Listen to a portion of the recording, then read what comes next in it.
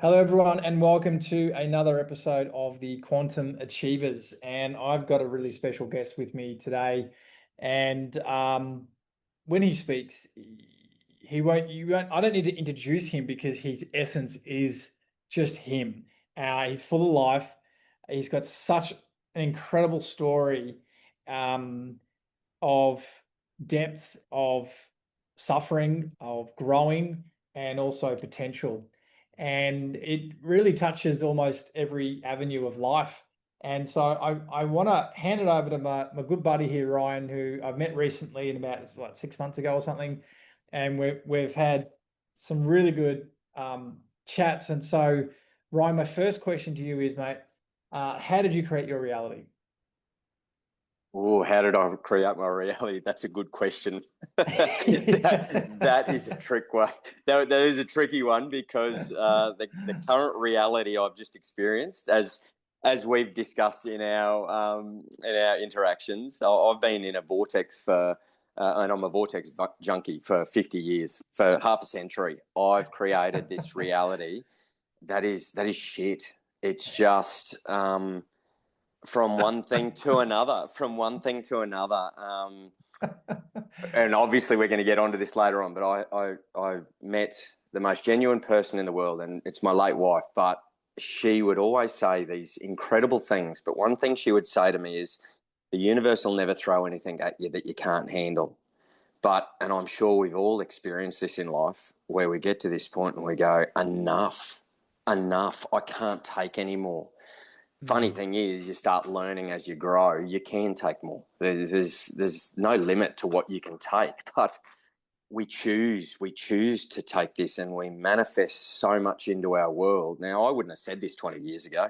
I would have gone, what the hell's going on? Why is all this happening, to me? But in my journey, especially over the last 6 months, I've discovered it's not happening to me, it's happening for me. And a lot of it is lessons I'm creating for myself. And again, as I said, I would never have said that 10 or 20 years ago, especially with my background and where I've come from. Oh, For, yeah. for the people who are just sort of tuning in here, right? Let's do a bit of a bit of a background here about who are you, uh, what's been happening, and people are like listening to this who could be in that full suffering zone right now. The full vortex, as you call it, the vortex junkie. I do love that. I think we've all been there. But just for the listeners here, like help us understand a bit about you. I mean, you're a well-trained commando, right? And commando farming guy meets spiritual woman that changes everything, right? So let's start with who are you, where you're from, and just sort of wrap it us into so we get the current story. What's the past story, what's the current story, so that people can go, oh my God, that's me too. I understand. And it's great having a commando talking woo-woo, which is not woo-woo, it's new technology, is what I like to say. And when you understand it, it's a new way of being. And so, mate, take it away. Tell us about how we met. Might be a great entrance into sort of your story.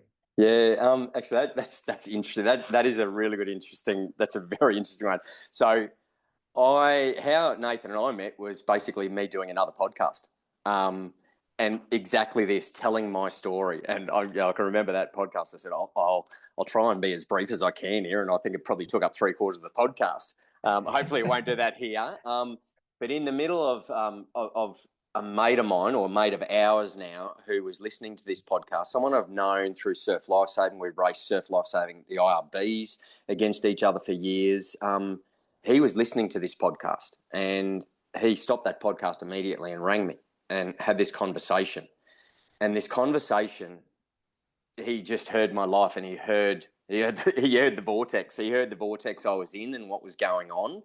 And he was just like, holy shit, I need to reach out to Ryan. And again, 20 years ago, I wouldn't have said this, but I'll say this now. I know this is divine intervention from my late wife. She's put Justin in she's forced him in my path, told me about you, and I straight away, it rung a bell. I had that curiosity, about life. I just went, God, there's got to be something better than this. I've got to change this. Lauren penned in our beautiful studios, I'll get onto that, the phrase "be the change." And I was at this point, I was like, I want to be the change. I don't want to live my life the way I'm going at the moment, because I don't like it.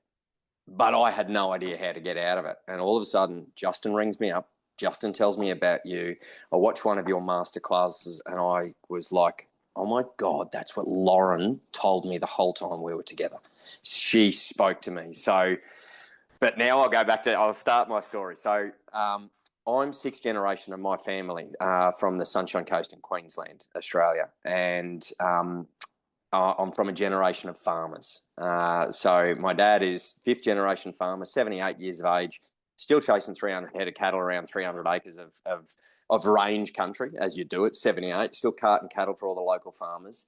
But I grew up on a farm in a very sporting family. My father played top-level sport. My mother, softball for Queensland, reserve for Australia. My sister excelled in bloody every sport possible. Made so many Queensland and Australian representative teams. And I just pursued a path of sport as well. Through growing up on the farm, it's a tough life.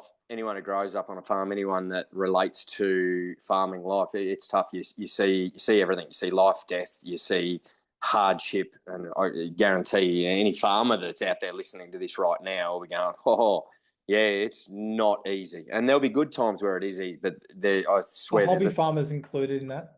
Yes, I guarantee you. Yeah. Hobby farmers. And I think it's great that more and more people are getting into hobby farming, because I think they actually find out, ooh, this isn't as easy as what we thought. And so many people buy a hobby farm and before you know it, they're selling it again, because they don't understand how much work it goes into it. So I saw that. I saw that with my parents. You know, I wake up in the morning, my dad was gone. And we'd have dinner and the sun was down, and I'd see the headlights of a tractor out on the farm. My dad was slashing at night because it was cooler, and because, you know, that was the only time he had to slash the paddocks.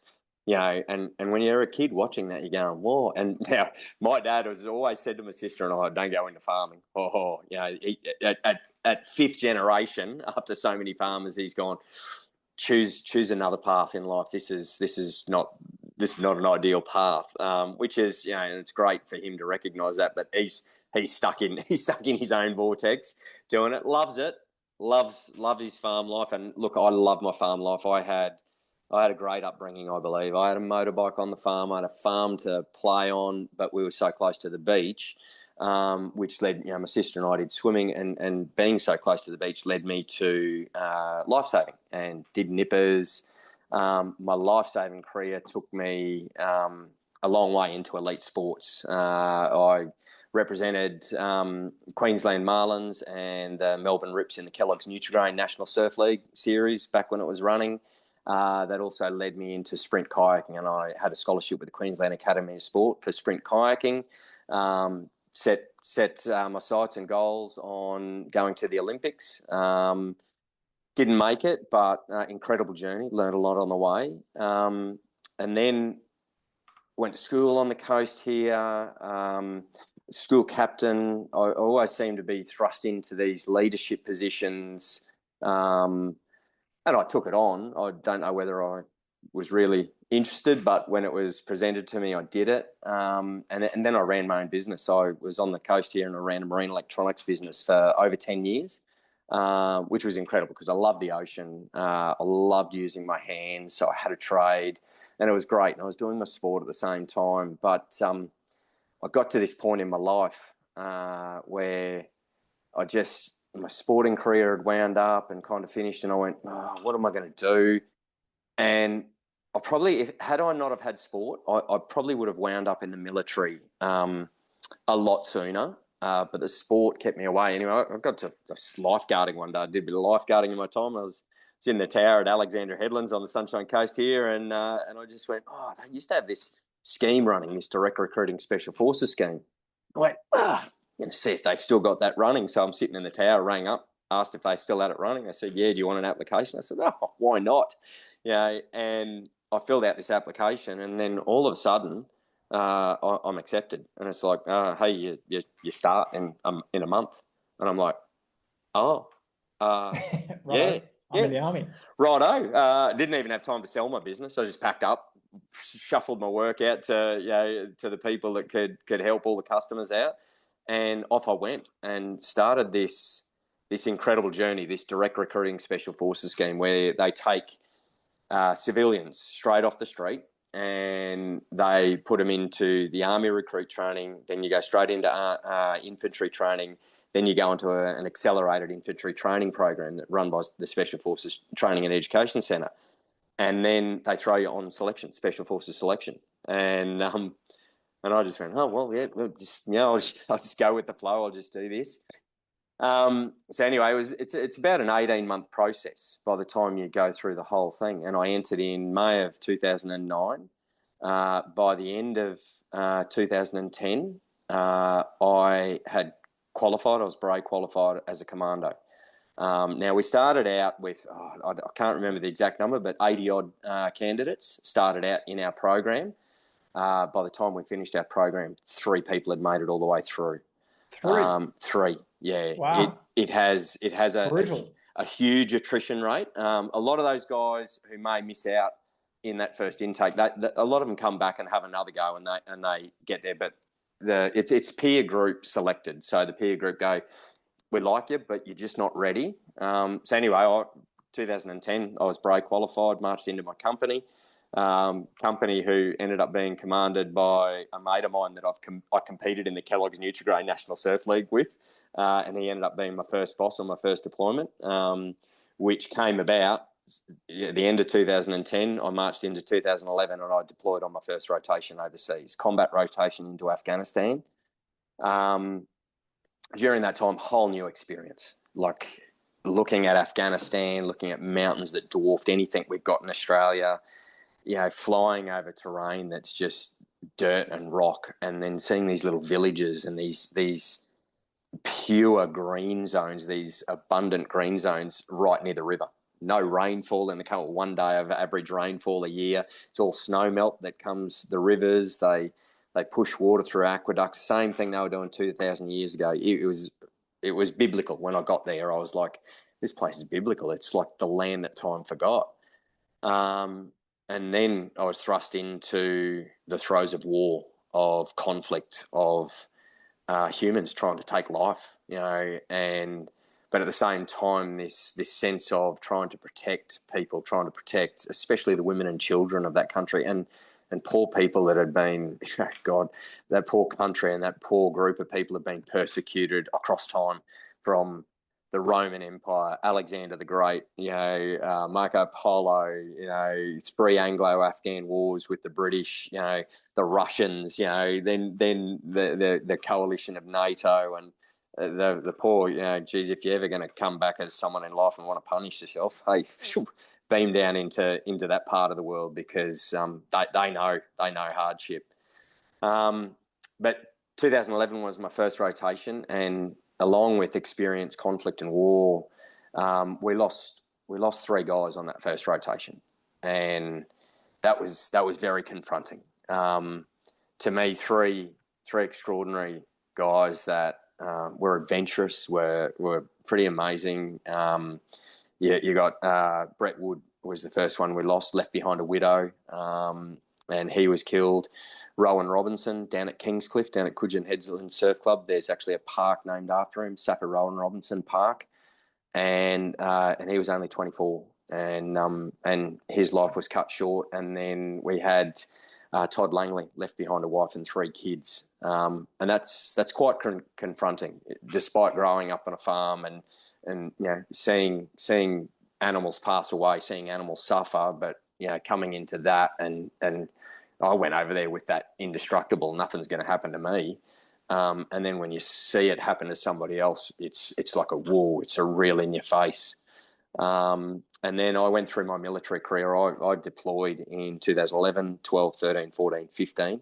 I had 16 off and then deployed in 17 and 18 again. And in that time, combat rotations involved, deployed when the Malaysian airline was shot down in the Ukraine, deployed when ISIS were marching across Syria and Iraq, looked after Australia's highest ranking official as a personal security detachment at that time. And then also a British colonel who was running the coalition force that we were protecting, and I was personal security officer for him, and just saw things that most people in the world won't see or won't ever experience in 1,000 lifetimes. And again, it was just, I look back now and it was just building a bigger picture, a resilience, a character, something extraordinary. Tell But me, how does that interface? Like, here's this farm military deployment, too many times to count, as a commando. How does that meet quantum? um, Tell us about that. yeah, Where did that come into this, and where does it leave you now? I think it met the quantum. I think it met the quantum when I met my late wife. Yeah, So tell us about that. that much experience in the military, and I guarantee you, nobody's going to leave the military without suffering post-traumatic stress. What we know today is post-traumatic stress. You don't even need to go into the military to get post-traumatic stress. But I first did yoga in Kabul, Afghanistan, middle of a war zone, while I was there, and then I didn't touch yoga again until 2018. But in 2018, I had a short fuse. Every person in the world was my enemy. I hated just about everyone, didn't want to see anyone. I wanted to self-isolate. That's post-traumatic stress. And I suffered. So I think my military career and probably 50 years of everything I've done is a form of suffering. And it's a form of suffering. Now I understand we bring it into our lives. We choose that. We choose that I want to go through this experience to evolve me, to forward me to a point where I've had enough, and my curious is there's something better than what I'm experiencing right now. And when I was suffering post traumatic stress in Australia here, I went to yoga. I went into Zenko yoga on the Sunshine Coast here, and the first person I met was this incredible, angelic, beaming woman with this beautiful curly hair and just this incredible smile. It was Lauren. She created the Zenko Yoga Studios. Didn't know at the time that she was my future wife. But she guided me and she taught me, and everyone she bought into that yoga studio helped open my mind. And I would never have got to yoga. I would never have got to a point of curiousness without the trauma, the past, the crap that I put myself into, the crap that I chose to bring into my life. Without experience, all that, I wouldn't have got to that curiosity. And I could have gone 1,000 lifetimes without the curiosity to get me to this point, to explore the quantum, to know its power and to understand it. And that's where this journey has interconnected me into the quantum. And without knowing it at the time, I look back now, Lauren was already meddling in the quantum, and she told me a lot of stuff, and she spoke to me about a lot of stuff. She would call it a woo-woo shit. If she spoke to anyone normal, she'd go, "Oh, it's just my woo-woo shit." And we'd have a conversation. "Oh yeah, my woo-woo shit," and it's woo-woo to anyone living a normal life who's not curious would go, "Oh, that is so, you are not even on this planet." When she passed, I we had a private service and a public service for her, and a comment I said there, I said, she was of this world but not from this world. I can remember saying those comments, and it I don't know what I was saying at that time. I know exactly what I was saying now. It came out of my mouth. It's what I thought. It's what I believed. It's what I knew. and I didn't know it at that time, but saying it right now is what I've discovered over the last 6 months. Not to be what I believe, what I know to be so certain of now. Mm. And I had to meet Lauren. I had to go through all the shit I went through, and I had to go into the military. You know, I had to do all these ridiculous courses. I had to parachute out of planes, and I hate heights, and I hate jumping out of a perfectly good plane. I had to get shot at. I had to, see mates have their lives taken. I had to see all this, to get to this point to meet Lauren. And then never gets easier to say, but met this most incredible, amazing woman who taught me so much and looked into me and saw me not for who I was in that present moment, but saw something more than what I knew of me at the time. And we connected. We connected on a level that I've never connected on with any other human before. And it just, we thought so alike. Now, I got to say this. So I'm the son of a farmer. Always ate meat. Always had a side of beef in the freezer at home. And Lauren had gone down like a very spiritual path. She was plant based. Her two girls were plant based, and I come into their lives, a meat eating military son of a farmer meets this spiritual goddess who is plant based and treated her body like a temple. It's chalk and cheese. It's the opposite ends of the spectrum, and yet we clicked. It was like magnets pulling together, North and the South Pole. Yet it just pulled us together so powerfully. And of course, Lauren was trying to set me up with every single woman in the studio. She knew I wanted to settle down and have children, and in the end, she said, "I just want to start hanging out." We started hanging out, and then all of a sudden, it got to a point. She said, "I need to talk to you," and we went for a walk down by the river down here, and she just put it straight on me. She said, "I have a child coming through." She said, "What I need to know is am I having this child with you, or am I meant to have it with somebody else?" She knew there was another child coming through into this world, and she was to bring it into this world. And she put it on me, and I was like, whoa, yeah, things are going real quick here. Anyway, we discussed, and I said, I would love to have a child with you, and we were never going to get married. And we did this trip up the Cape with her girls, with all our friends, the most amazing thing. And it was while we were on the old telegraph track doing the trip up to the tip of Australia, and we're at Sam's Creek. And as you do on a trip like that, you take a pregnancy stick just in case these. Yeah. All right, we got the sleeping gear, we got got all the food, got everything we need for camping, and we've got a pregnancy stick.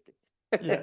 Yeah. Anyway, it was at Sam's Creek, and one of the girls that we were with has taught in Indigenous communities, knows a lot of their culture and signs and things like that. Anyway, this one morning, Lauren was walking back from going to the toilet with one of the girls, and there was 3 black cockatoos circling just over our camper. It wasn't circling anywhere else. Anyway, she came back and kind of came over quietly and said, "We're having a baby." And I was like, whoa. And then we didn't tell anyone at the camp at that stage, but we travelled all the way up north, and we had a bit of alcohol when we were going into an Indigenous community, and we weren't allowed to take it. So we kind of, oh look, we need to get rid of our alcohol. When are we going in? We need some help. Lauren can't drink, and everyone's going, "What do you mean you can't drink?" Because we're pregnant. And everyone's just gone, and Mel, who's taught in the Indigenous communities, has just gone, "I knew it. It was the black cockatoos, wasn't it?" She knew straight away. And I was like, and in Indigenous culture, black cockatoos are a sign of fertility. Yeah, so that was this amazing moment. Anyway, so we were bringing this child into the world, and then Lauren said, "Well, yeah, if we're going to do this, let's get married." So we were married. Lauren was heavily pregnant when we were married. We were married on the 20th of the 2nd, 2022. And we just, Lauren, in her woo-woo, just said, "We're getting married on this day." It was just immediate family. Anyway, we were preparing to bring a beautiful child into this world, and the morning of the 8th of June, 2022, Lauren was having. She said, I think it's coming on. I'm having contractions. I'm having movement." We rang the hospital and we said, "Oh, look, this is happening. Should we come in?" And they said, "You guys all sound too calm. Just look, make your way in when you want." It was heavily raining at the time, and Lauren loved floating in Malula River down at La Balsa Park or in the ocean because it took the weight off her belly.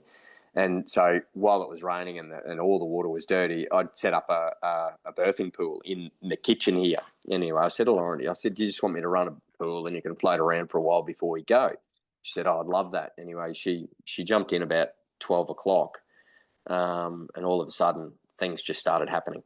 And all of a sudden, within just over 2.5 hours, I'm delivering a baby in the kitchen in a birthing pool, and the ambulance were called, and I was like, "Whoa, what's going on?" The girls have arrived home from school with grandmother, and here's Lauren after giving birth with a beautiful little girl, Lucinda, on her chest. And the ambulance had arrived by this time. Everything was calm. I got to cut the umbilical cord, and there was just didn't seem to be no issues. It was everything was very calm, and then all of a sudden, the ambulance, their attention went away from Lucinda and went to Lauren, and she became very pale.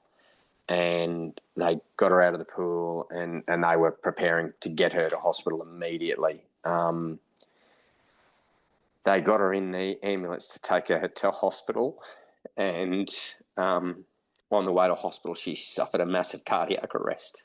Had a lot of my mates on the coast here are ambulance officers, and of course I didn't know this at the time, but I drove our car down with Lucinda, holding onto Lucinda. One of the ambos drove us down, and we parked down there. And by the time I walked into the emergency section, I saw every emergency staff that was there in the one cubicle in emergency, and I knew it was Lauren. They took me straight up to the neonatal section where they checked and made sure Lucinda was okay. And then I said, "What's happening with my wife?" And that's when the emergency surgeon came in and said, "Where she's bleeding and we can't stop the bleeding and we don't know what's going on." So I said, "Well, I need to be with my wife. I need to be talking to her." And apparently it's something they don't do, but they let me into the emergency section, and a decision was made that they needed to perform an emergency hysterectomy. They couldn't stop the bleeding at all. Put 14 litres of blood through her when an adult human holds 5 litres of blood. Tried every blood clotting agent in the hospital they had, and nothing happened. And so anyway, I walked with her to theatre, and then I left her at theatre. They said, "You can't come in," and they performed that emergency hysterectomy. And then at no stage did I think anything was going to happen. I said, "It's Lauren. She's so powerful. Nothing will happen to her." And then all of a sudden, the emergency surgeon came up and gave me the news that she'd fought. She fought very, very hard, but there was not enough blood in her body, and her heart eventually failed. And eventually, at debriefs, we found out she suffered what's called an amniotic fluid embolism. And an amniotic fluid embolism, explained to me, was it's like the blood system has an anaphylactic shock, and somehow the amniotic fluid makes its way into the bloodstream, and that's what causes that. And then the blood doesn't clot. So her body, the biomechanics of her body, just failed to work as it should. As rare as hen's teeth is what an obstetrician had explained this condition. They don't know how to predict it. They don't know whether it's going to happen to anyone. It just all of a sudden happens. The head of nursing at the Sunshine Coast University Hospital, through a friend, had actually told our friend that in 30 years of nursing, she'd only ever seen it once, and it happened during a cesarean on an operating table in a hospital, and mother and child were lost. I've heard other stories of child and mother surviving. Mother has basically been brain dead, and parents have been left to look after her and a child with cerebral palsy who suffered their short life before they passed as well. And I used to explain that story to Lauren's girls of, especially that one. I'd say the last thing your mother would want is to be in that condition, stuck in a bed, trapped in a human vessel as this incredible spirit that needed to be free. I said that would have been cruel. And as much as this is hard and tough, there's that gratitude of your mother's not suffering and she's always here. She will always be with us. But it was tough. And then I had a brand new baby girl that I had to raise as a sole parent, whilst trying to look after and protect the other two girls. Also going through a court battle to look after them, which I've spent my whole life standing up against bullies and trying to protect others. And which it's a long story, but that's fallen on its face, and it's almost come back to bite me in the ass trying to do the right thing there. And it's all just led to this point in time of I've been through enough, I've suffered enough, I've been challenged enough. Life shouldn't have to be like this. We shouldn't have to continue doing this. And I had the curiosity there. Lauren progressed my curiosity even further, but telling this same story on another podcast and having Justin hear it and having Justin go, oh, I've been in touch with Nathan. I got to get Rooster in touch with Nathan, and I got to connect these two. And that started the last 6 months of just what took me 50 years to create a problem, a vortex, like this gravity field that just keeps on having the universe throwing shit at me left, right, and center to go, no, I've had enough of this and I don't want this. And there's got to be something higher than this human experience that can change this. Because Lauren penned in our studios, in the Zenko studios, be the change. She penned that for a reason. We have this power within us. We have this incredible power within us that we just don't know about, that we're just, it's untapped, and we're so limited and restricted by our own thoughts, our own beliefs, and our own lack of curiosity to go, no. We're like the human mind. We haven't even unlocked 20% of the capacity of our mind to do things. So, what more are we capable of, humans, and why does life have to be so shit? Why does the world have to be in the state it is? But I can't go out and change the world. But if I change myself, and if I change everything that's happening to me, the world will change. And that's the biggest thing that I think post-traumatic stress, especially, you're so outwardly focused. And the whole time Lauren would say, whatever you look at in the world, it's a mirror. And you've just said that so recently. Whatever you're looking at, whatever's coming at you, you're throwing it out. You're throwing it out to the universe. It's hitting that mirror and it's coming back at you. So stop throwing it out. And as Lauren always said, be careful what you manifest. Be careful what you put out to the universe, because it will come out. And if you put negative out into the universe, it will come back negative. If you put positive out into the universe and love and light out into the universe, it'll come back. And that's this journey I'm on the quantum, which for us as a special forces soldier, sniper qualified, multiple deployments into conflict zones, coming from a farm, no way 10, 20 years ago I would have been in this position of not belief but knowing. But now I know. And now the real work for me begins. Nothing, special forces selection. I always say, the universe was preparing me for every stage of my life. And I look at my special forces selection, 3 days of sleep deprivation, the stupid things they put you through to wear you down, to test your character. to make sure you are able to operate under pressure. Well, I just transfer that into life. Raising Lucinda has been one of the greatest things in my life, and she is her mother. She is me as well, but it's been a challenge because I've been doing it all my life. I've got a great family support. I've got a great tribe support from Lauren's Zenko tribe that she created, but that got me there. That special forces selection, my elite sports, all the testing of the character, all the shaping of a diamond, the pressure you put under to shape that diamond, got me to the point where raising Lucinda has been so much fun. It has been incredible and so rewarding.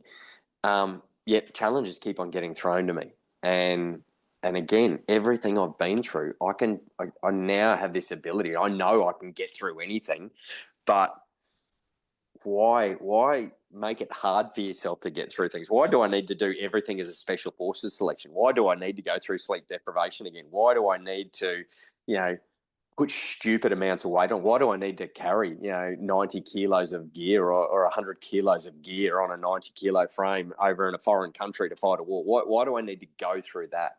Why can't, in my mind, why can't I tap into an energy and a source and a power beyond the current human thinking? And it's possible, and it's already changed my life. And, when I first got into it, the changes that happened were incredible, and it's made such a difference, and I've let it slip, and I've come back down, the ebb and flow, and now I'm back down the bottom. But now, again, it's hard work, and I've got to get on it, but it's a different hard work. It's a rewarding hard work at an energetic level, that just, how much more capable are we as humans? That's the curiosity that I have. Why do we do things the way we do? Why are we trapped in the institution? Why have we caged ourselves? Why do we do what we do? If you're asking yourself those questions, why do I have to live like this? Why do I have to have a job? Why can't I go on those holidays? Why is that person like that?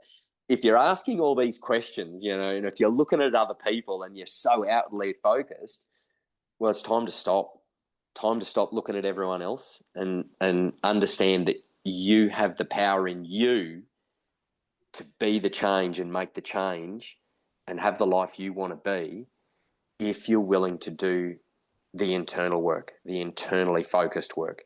Yoga taught me that this quantum journey has just taken that to another level. Mate, there's no words. Everyone listening to this, there'd be tears. There'd be, how the hell did you get through that? Like, I love listening to people's stories, and there's not a human being that wouldn't take the hat off to you. It just couldn't happen, right? And we recently did a session where you've been speaking about how life prepared you for all of this, the special force training, and then you bring an angel into your life and she teaches you something unbelievably, incomprehensibly massive. And I know you've shared with me before, she was aware that she was going to go. And I know you had that conversation with her. And so, here you are going through this transition in life. And now you're realizing that the special force, let's call it low four-wheel drive gear to climb up these mountains, is that you can use that all the time, but it keeps happening. And we did a session, very soon. And we found some stuff in this vortex, and in retrospect to everything you've been through and the opportunity, and I thank you for the courage for you to speak the way you are, because so many would give up what you've been through. So I don't know what I'd do if I experienced what you'd experienced. I don't know. there's parts of me that I think I would behave very badly for a very long period of time because I can't even I don't know, right? So but here you are, and still things are continuing, even though you're using, quote unquote commando style force. And then all of a sudden we've had this session and we've seen contracts, let's say, in place at deeper levels of consciousness physics where um, family members to survive wanted to be imprisoned in sorts of contracts, and others also wanted to be that hero.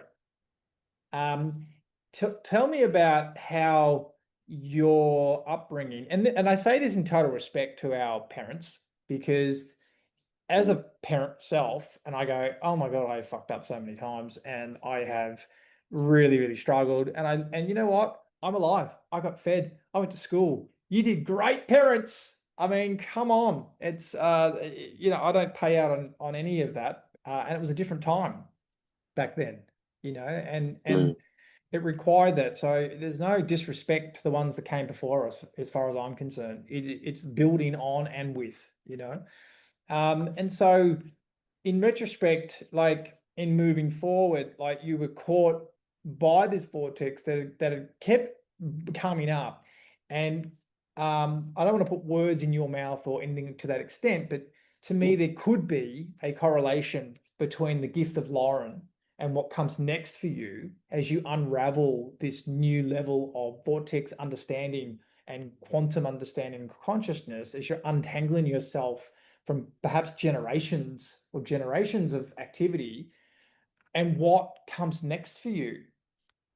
Because anyone listening to this can hear what an incredible speaker, what an incredible, gifted, beautiful, heart-centered human being that could quite literally snap your neck in half because he's commando. And next time I have someone look bad at me, I'm gonna say, "Hey, please, he protected like high-ranking generals, so yeah, stay away from me."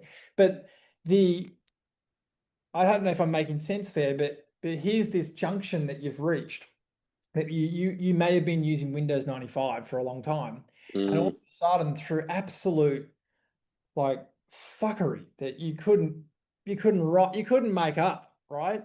Losing mates, all those mm, deployments, the life on a farm in itself, and then losing Lauren the way you did, um, and the guidance that you felt, even as we met, of course, one of our first sessions, Lauren comes through a lot very strongly. And I'd never had a session. She was running the session, and we were just blown away by it, really. I'd never had it before like that. And so I feel like I know her as well at some level. And so I'm kind of like looking at this from like this, like working from, from the end and coming back to today. It's like, well, everyone who's listening and watching you can see where this man's headed, but it's really hard for us to see it, you know. But everyone here, I can promise you that there'd be so many people who have felt you deeply, right? And that's what leaders do. Um, and there's no question in my mind of where you're heading.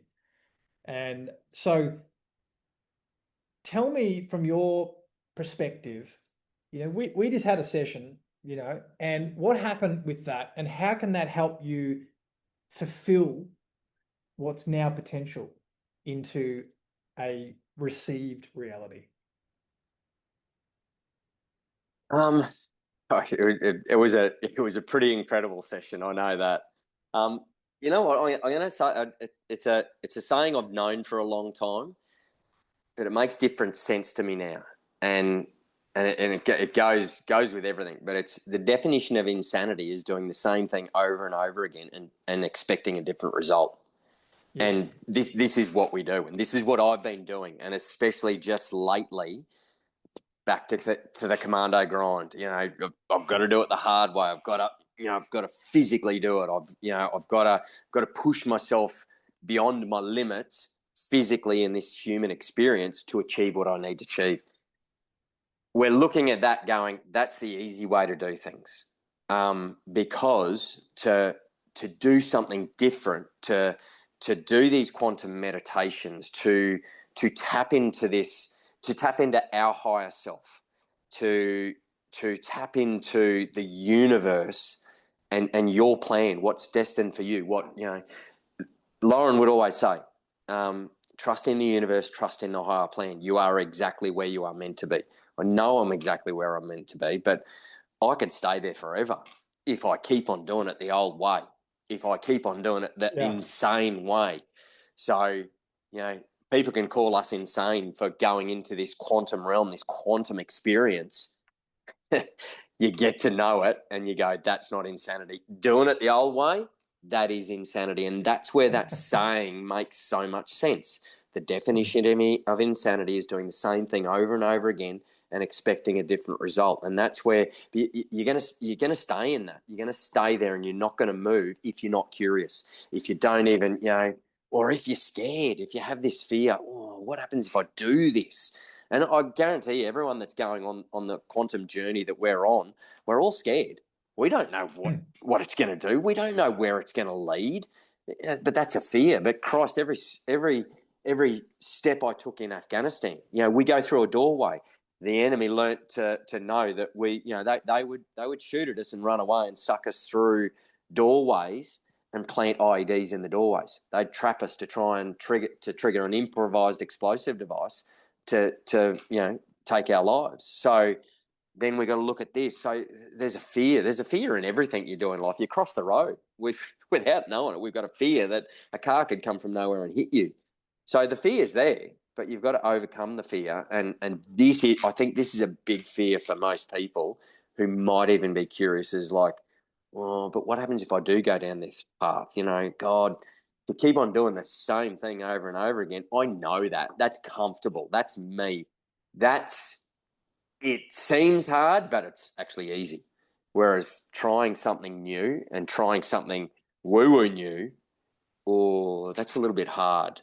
And I don't know where it's going to lead. I don't know whether it's going to work, you know, but when you're hanging on the edges, 1 foot in, 1 foot out, and not doing it properly, nothing's ever going to work, no matter what you do.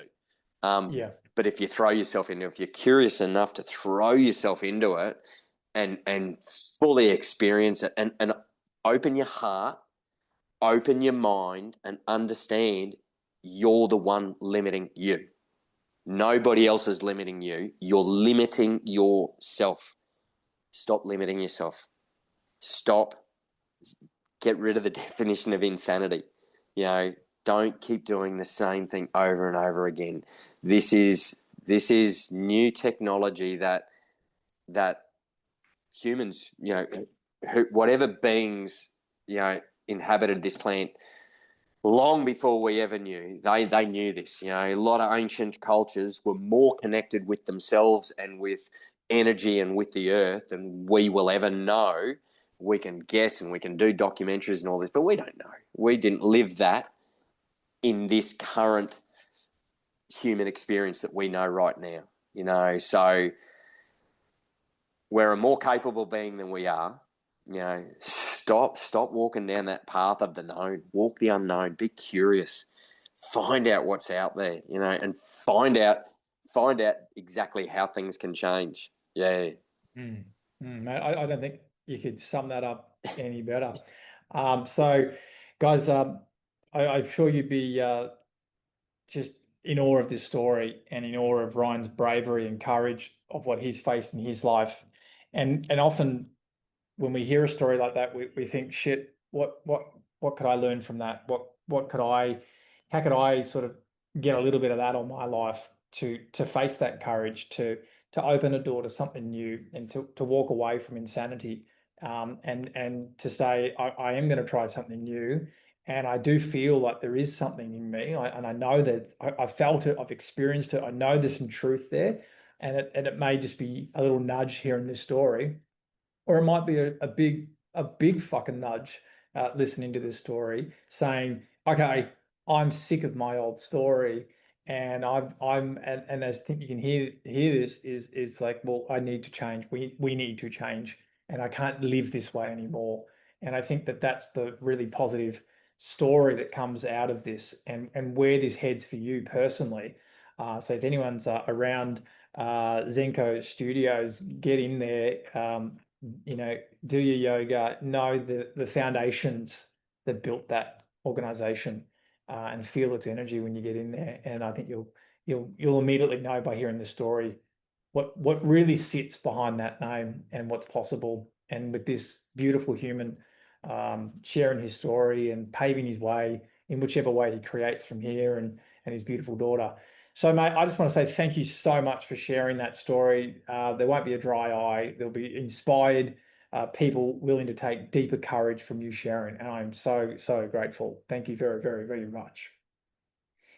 Thank you, Nathan. But I thank the universe, and I thank Justin, and I thank Lauren, and I think your journey in itself, to get this to this point, to inspire others, but to connect with like-minded, conscious and aware people, to evolve the human race to where we should be on another level, and I think it's very important that we all start to focus more on ourselves and start to unravel more, and listen to our intuition, listen to our heart, listen to the universe. Every adversity that'll happen in your life, I guarantee you, will be the universe poking and prodding you, trying to prompt you to learn a lesson, to start to be more curious.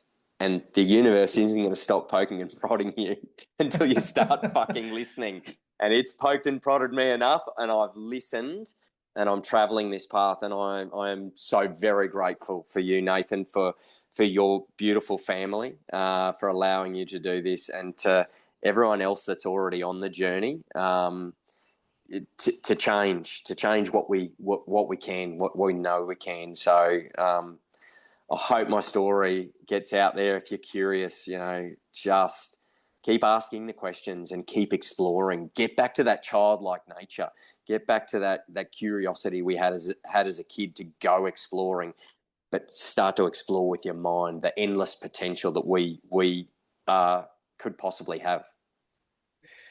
Beautifully said. Thank you so much for being on the Quantum Achievers, mate. And anyone wanting to check out or meet Ryan or hang out in zenkostudios.com.au, something like that, is it? That's it. Yeah. Fantastic. All right, mate. Thank you so much. And we'll see you soon. Will do. Thanks, Nathan.